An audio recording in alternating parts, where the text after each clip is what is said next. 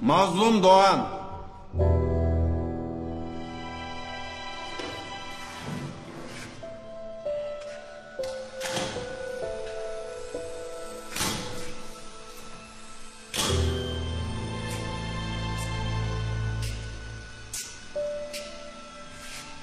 Adın soyadın. Cezaevinde tutsaklara ağır işkenceler, insanlık dışı muameleler yapılıyor. Bunu protesto etmek için 35. koğuştan 14 arkadaşımız 40 gündür ölüm orucundadırlar. Ali Yarak arkadaşımız ölüm orucunu bırakmış fakat kuralları kabul etmediği için tedavi edilmemiş ve hayatını kaybetmiştir. Bizler 15 kişi daha bu durumu protesto etmek için ölüm orucuna başladık. Cezaevindeki işkenceleri, insanlık dışı muameleleri protesto ediyorum. Kimlik bildiriminde bulunmayı reddediyorum. Burası mahkeme. Cezaevinde olanlar cezaevi yönetimini ilgilendirir. Bizle bir alakası yok. Sen sorularıma cevap ver. Kimlik bildiriminde bulunmayı reddediyorum. Götürün şunu.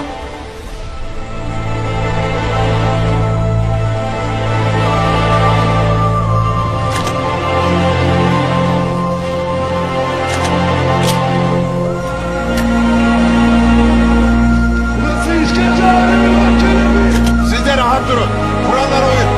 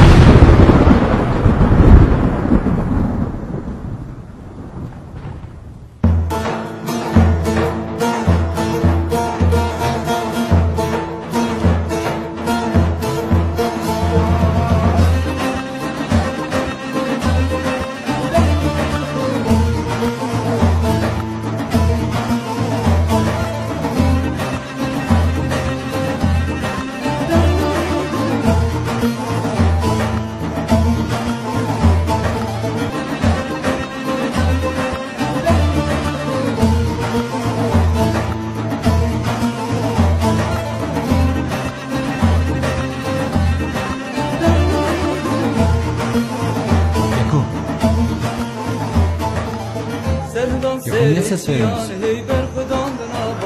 Mazlum. Yeko. Dengi kurta pıştımın hereden geçindi doğan. Dengi kurta pıştımın hereden geçindi doğan.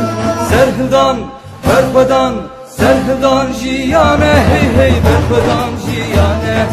Berpadan jiyane. Serhildan, serhildan jiyane hey berpadan jiyane. Berpadan jiyane.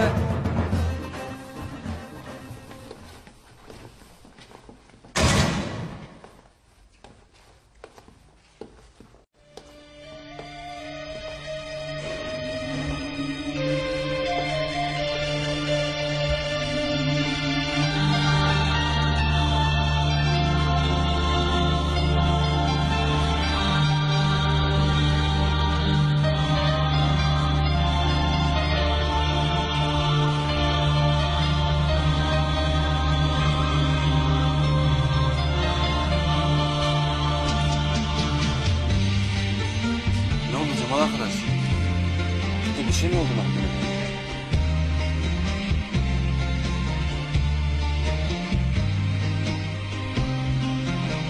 Ne oldu Cemal? Niye konuşmuyorsun?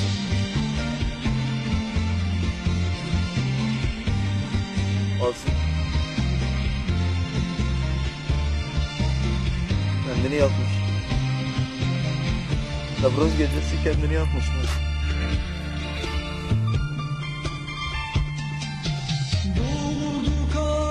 Karşılaştırmaya karşıya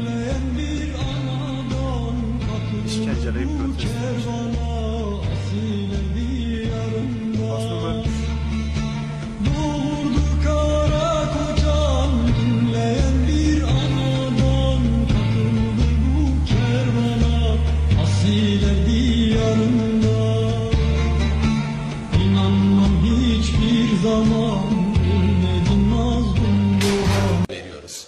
özgür bir yaşam için savaşıyoruz. Sizler bizi yargılıyorsunuz. Fakat savunma hakkımızı bile gasp ediyorsunuz. Bırakın siyasi kimliğimizi korumayı, insanlığımızı bile korumanın olanağı kalmamıştır. Onurumuz ve özgürlüğümüz için Mazlum Doğan, Ferhat Kurtay, Necmi Öner, Mahmut Zengin ve Eşref Anyük yaşamlarına son verdiler. Bunların bu davayla bir alakası yok Hayri Durmuş. Davayla ilgili konuş, davayla. Ben özgürlük davası adına konuşuyorum. Ben halkımın özgürlük savaşçısı olarak sizin bu vahşi politikalarınızı protesto etmek için şu andan itibaren ölüm orucuna başlıyorum. Halkıma karşı görevlerimi tam olarak yerine getiremedim. Bu yüzden de mezar taşıma bu halka karşı borçlu öldü yazısı. Bu benim son duruşmam olacak. Siyasi savunma hakkının engellendiği bir mahkemeye çıkmanın bizim için artık bir anlamı kalmamıştır. Son olarak da şunu söylemek istiyorum. Bu halk için mücadele edeceğini söyleyenler silahlı mücadeleye esas almalıdırlar. Silahlı bir direniş olmadan sömürgecilik asla yenilgiye uğratılamaz. Duruşma bitmiştir.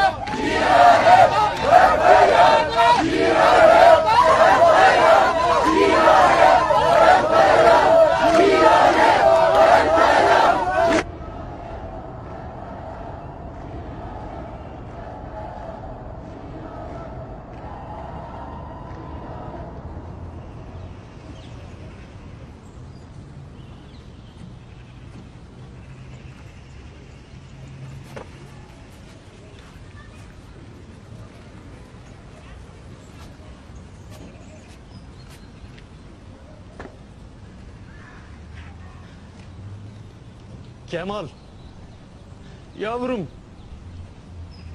sen bu dört tahta arasına sığacak adam mıydın?